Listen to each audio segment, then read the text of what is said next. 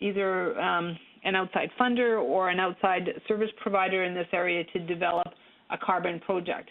And so in that regard, you often see these side agreements with respect to leasing of land or property, revenue sharing, that sort of thing. So I know Rob Miller spoke a bit about impact benefit agreements. They're relevant in this context as well.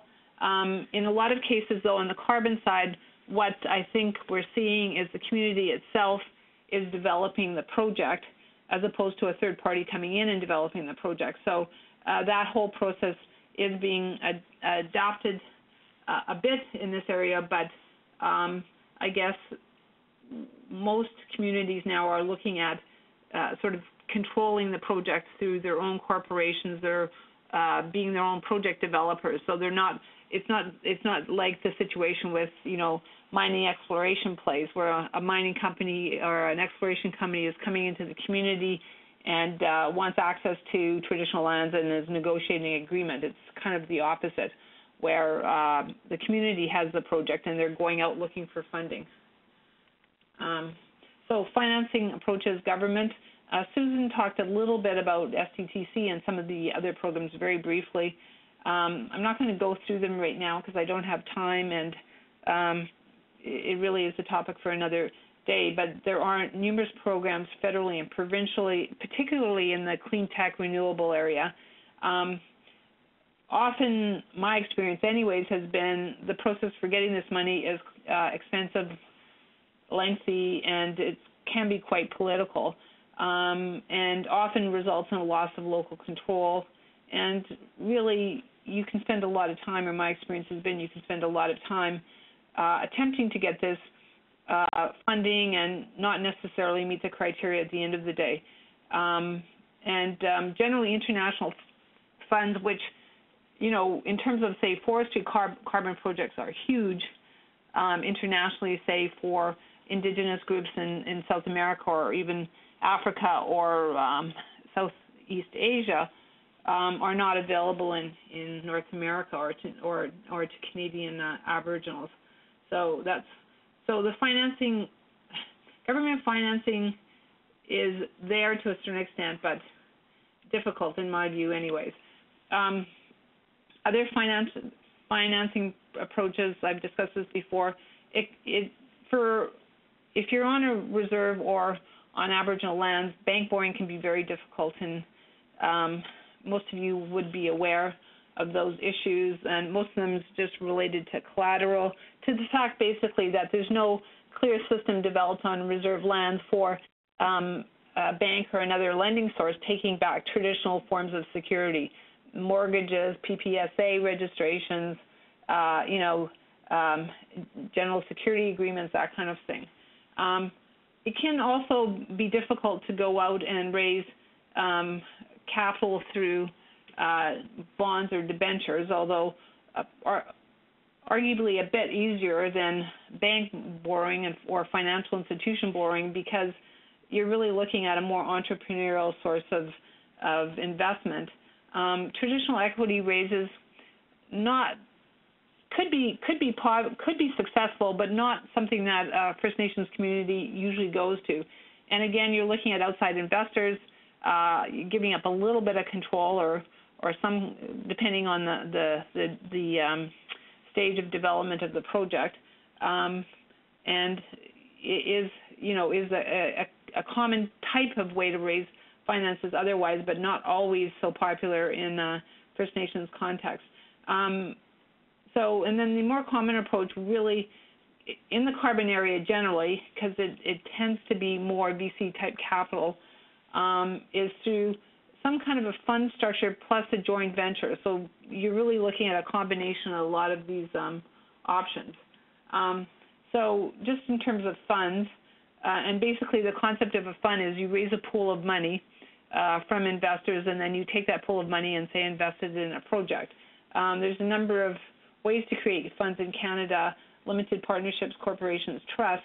Limited partnerships tend to be popular for these types of, startup type financings, just because of the flow-through treatment. So you're usually going to see a limited partnership somewhere in a carbon project finance structure. Joint ventures are very popular, where the community will join up with either an outside financing source or someone who a firm, a project developer, project originator who has expertise in this area, who routinely goes around and develops these projects. And so that tends to be the most popular approach. And so each party's responsibilities, costs, profit opportunities are set out in an agreement. And this is often combined with other corporate structures. So you'll have a joint venture between, two limited partnerships or multiple limited partnerships or corporations.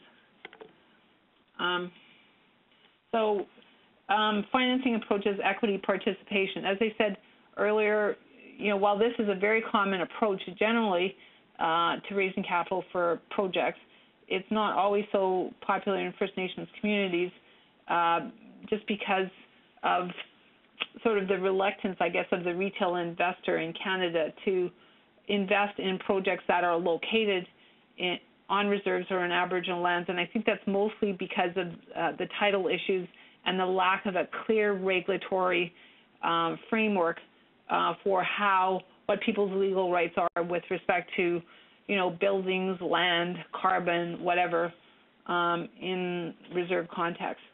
So First Nations who want to participate or want to raise money through this kind of equity structure will have to understand how the equity is earned or what the investors are interested in, payment stream, whether there's a dividend stream, a distribution stream, what's that tied to, whether the First Nations will be entitled to upfront investment or they'll earn an equity interest, and basically what is the exit strategy. So all of those basic criteria will have to be considered. Now, I said before that really a combination of approaches is the most popular. So, and most carbon projects are funded through a variety of funding structures. Initially, at least, it may be initiated as a result of a government grant, right? So a community could get a government grant to look into the possibility of a project to develop some kind of local expertise within the community in the carbon area. So often it gets started with a government grant. And then when you actually need to finance the project, you get into these other structures. And often you'll find that parties with carbon expertise, whether they're carbon brokers or they're, as I said, project originators, project developers, they will often bring their expertise to the table in return for a share in the carbon flow. So that's a very common arrangement that you see in these carbon projects. Often carbon experts may bring other funders to the table. So often a project developer will have a network of funding sources that they also can bring to the table. So often communities, First Nations communities, want to have total control over this process, and so this type of arrangement is not always so desirable. But if you're prepared to give up a little bit of control, I guess, and also some of the potential revenue, this tends to be a fairly a good way, at least, to get a project done. Maybe a good way to do one project, and then next time around, the community can take full control over the project.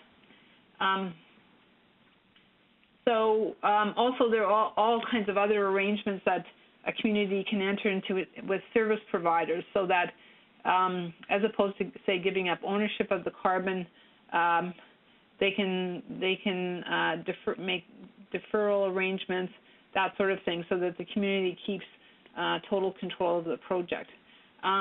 Many carbon projects, like, for example, renewables, where there's the potential to sell into the grid, or forestry, where there are other off takes like biomass. there's a source for a separate